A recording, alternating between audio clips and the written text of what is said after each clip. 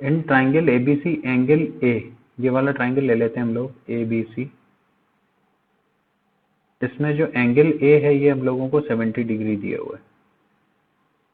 अब इसके बाद में कंडीशन है angle B A B is equal to A C, A B जो है ये ए सी के बराबर है, इसका मतलब आइसोसेलेस ट्राइंगल हो जाएगा, तो ये दोनों एंगल हम लोगों के बराबर हो जाएंगे। अब जब ये दोनों एंगल बराबर हो जाएंगे तो ऑप्शंस में एक ही है, तो ये आंसर हो जाएगा। वैसे अगर हम लोग देखें तो 180 माइनस का 70 डिग्री करेंगे तो 110, 110/2 करेंगे तब भी हम लोगों का 55 आ जाएगा। Next, if D is mid point of hypotenuse AC, ये जो है ये मिड पॉइंट AC का ये वाला मिड पॉइंट है D हम लोगों का, then BD is equal to, अब अगर हम लोगों को ये BD निकालनी है तो ये तीनों की लंबाई बराबर होती है, ठीक है, तो हम लोग क्या कह सकते हैं AC/2।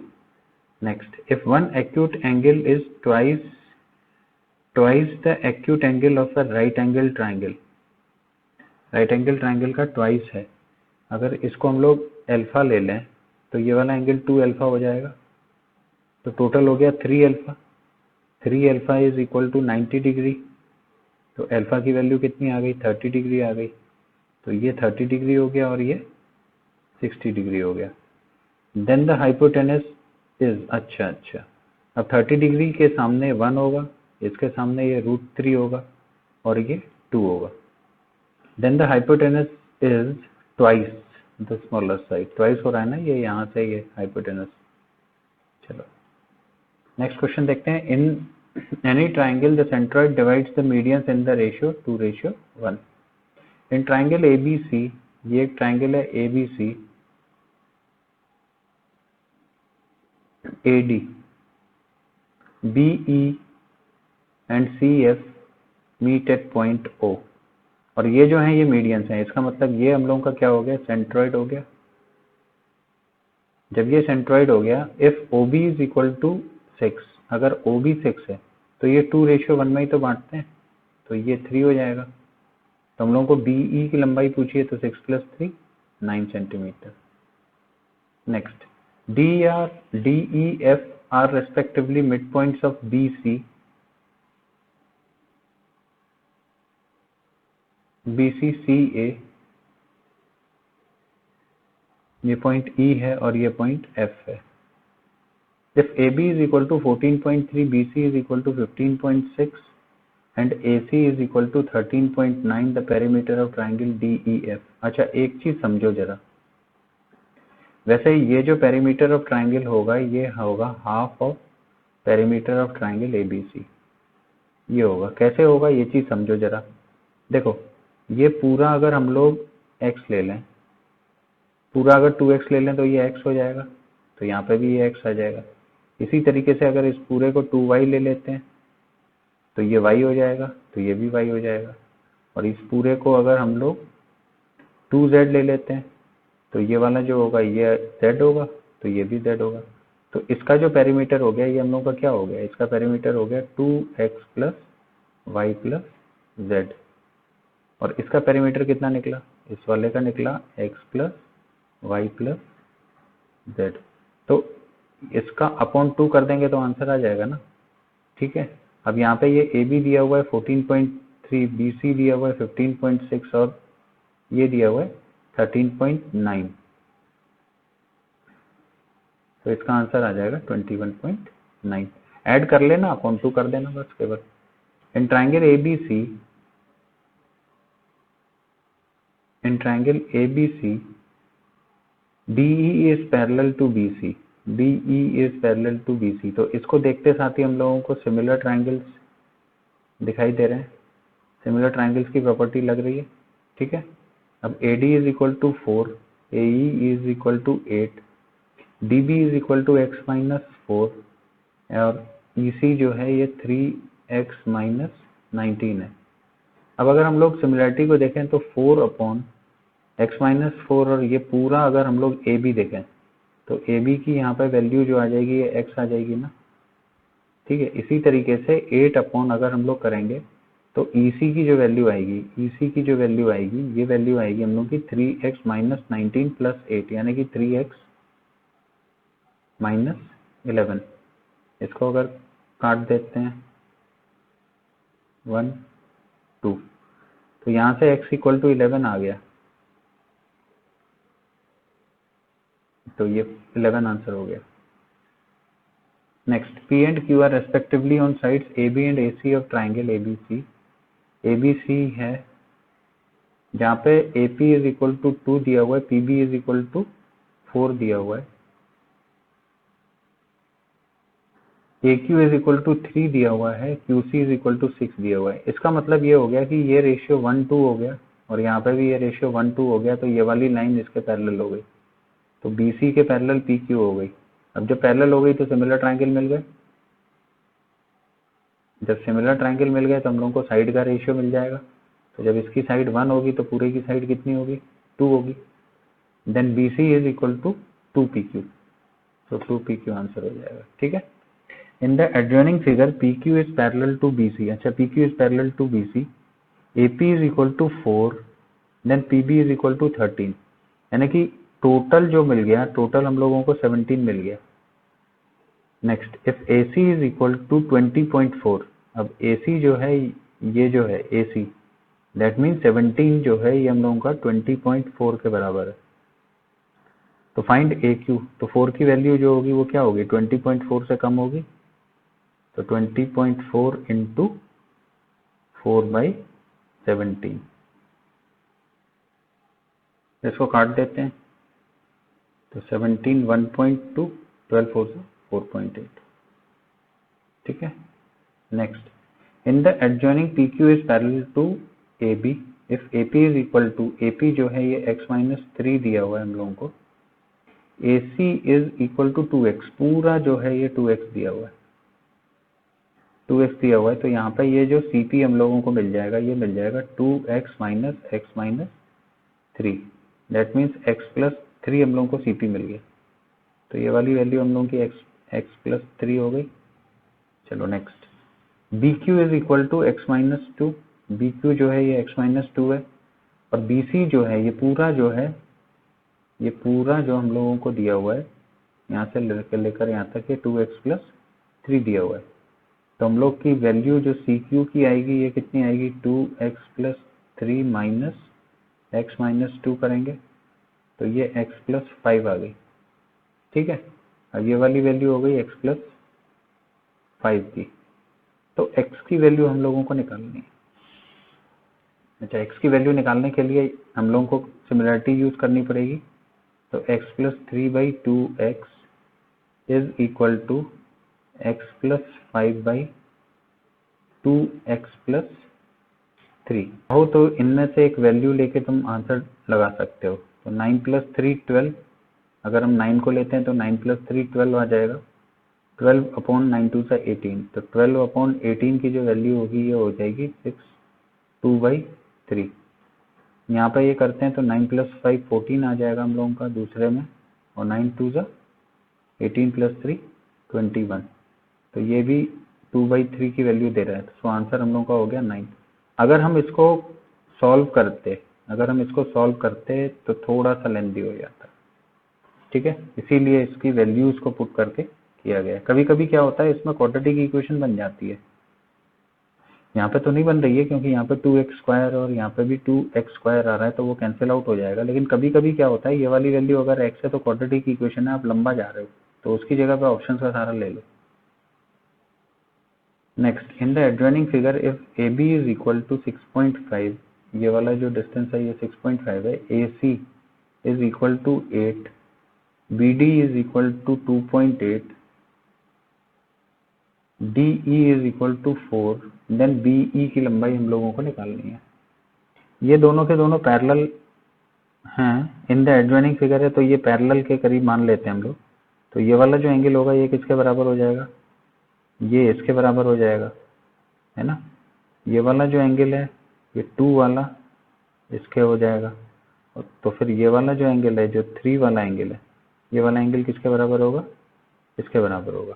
अब हम लोग को साइड चाहिए BE, BE, 3 के सामने वाली साइड है हम लोगों की 6.5 upon BE is equal to, next जो साइड दी हुई है 1 के सामने वाली तो नहीं दी हुई है, 2 के सामने वाली 4 है और यहाँ पे 2 के सामने वाली 8 है, 8/4। तो इसको अगर कैलकुलेट करते हैं तो ये 6.5 का आधा, सो आंसर हो गया 3.25। Next, in triangle ABC AD, ये ट्राइंगल है ABC, AD is angle bisector, ये वाले दोनों एंगल हम लोगों के बराबर है। Angle A meeting BC at D if AC is equal to 4.2, AC जो है ये 4.2 दिया हुआ है, DC हम लोगों को 6 दिया हुआ है, BC पूरा 10 दिया हुआ है, तो ये जो हो गया ये हम लोगों का 4 हो गया।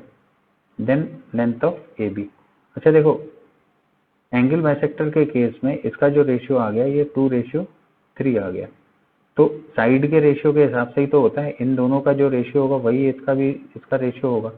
तो 3 इज इक्वल टू 4.2, यहाँ से हम लोग ये कह सकते हैं, तो 2 इज इक्वल टू कितना हो जाएगा 2.8, तो ये आ गया 2.8। ठीक है, एंगल बाइसेक्टर की प्रॉपर्टी होती है, if the medians of triangle are equal then the triangle is equilateral triangle, the ratio of corresponding sides of two similar triangles are 1 and 5, इसकी जब साइड ये है तो ये 1 and 5 है, the ratio of their corresponding Heights भी क्या हो जाएगी 1 and 5। If the corresponding height of two similar triangles be 3 and 5 respectively, जब ये 3 है तो ये 5 है corresponding, the ratio of their areas क्या होगा, साइड का होल स्क्वायर होता है, तो 5 का होल स्क्वायर इज टू 3 का होल स्क्वायर, तो हम लोगों को 3 वाला दिया हुआ है पहले, तो 9:25।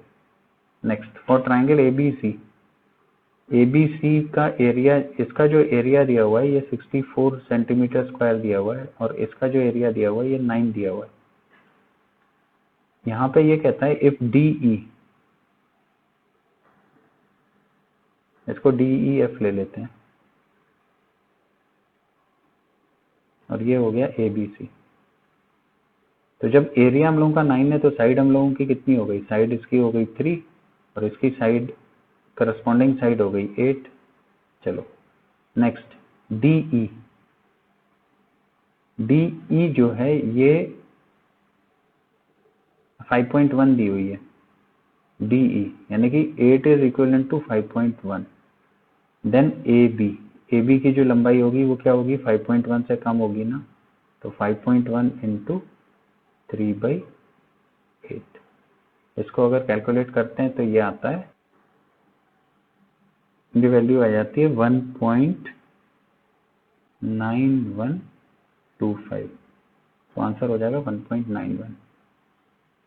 Next, in AB is parallel, if है ये, if AB is parallel to CD in the given figure then X, Y and Z respectively क्या होंगे। अच्छा देखो, Y जो है और X और Y इन दोनों का सम टोटल होगा 100, ठीक है, ये पूरा एंगल हम लोगों का 100 हो गया, जिसमें ये 60 है, तो ये कितना हो गया 40 हो गया, जब ये 40 हो गया इनका टोटल हो गया 100, तो ये 60 हो गया। ठीक है,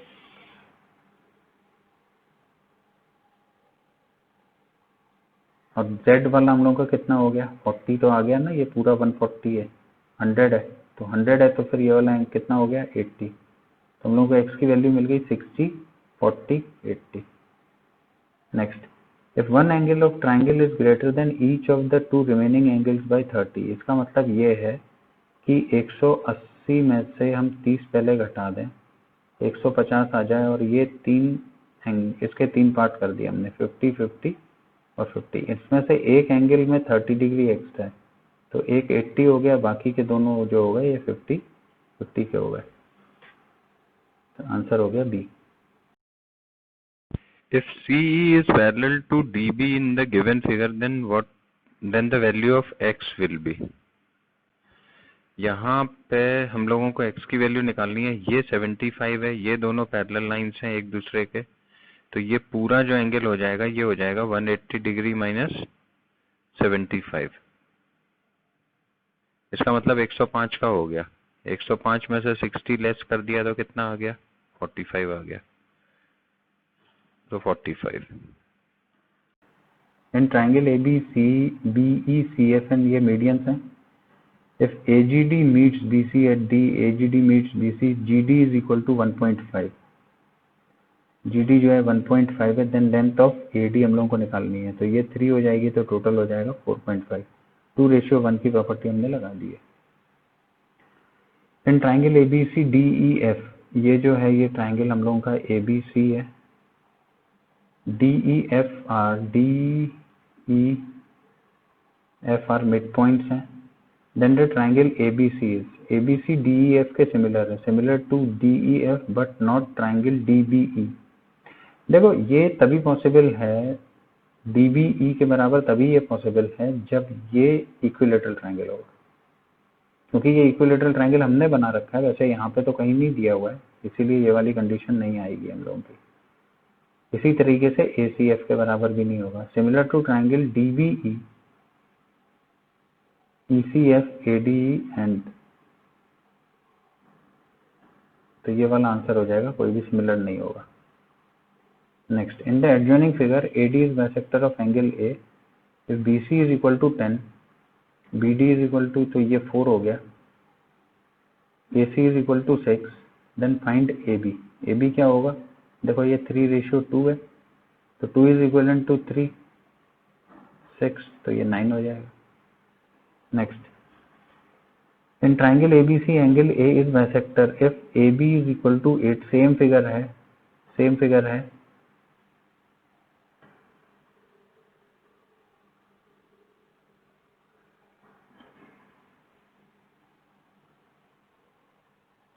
चलो तो ये फिगर ले लेते हैं। ये एंगल A है, angle bisector of AD। AB is equal to 8 दिया हुआ है यहाँ पे, BD इज इक्वल टू 5 दिया हुआ है, DC इज इक्वल टू 4 दिया है, फोटो अजीब सी बन रही है, तो AC की लंबाई हम लोगों को निकालनी है, ये वाली लंबाई।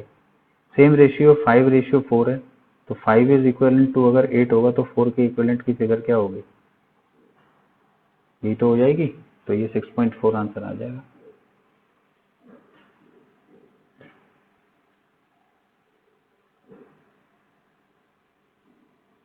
The length of shadow of 12 metre long standing rod is 8. The length of shadow of मीनार, देखो इसको हम लोग मीनार ले लेते हैं, और ये जो है ये रॉड हो गई।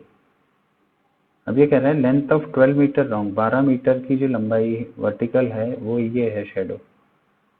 तो length of shadow of Minar on the ground is 40। अब ये अगर 40 है तो इसकी लंबाई पूछी होगी, तो 8 इंटू 5 करोगे तो 40 आ जाएगा ना, तो 12 इंटू 5 करोगे तो क्या आ जाएगा? 60 आ जाएगा, तो ये 60 हो गया।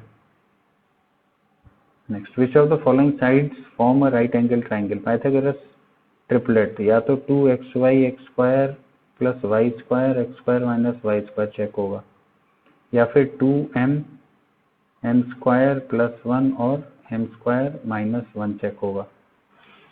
ठीक है, वैसे ये 7, 24, 25 है, ये स्टैंडर्ड है, तो आंसर ये वाला हो जाएगा।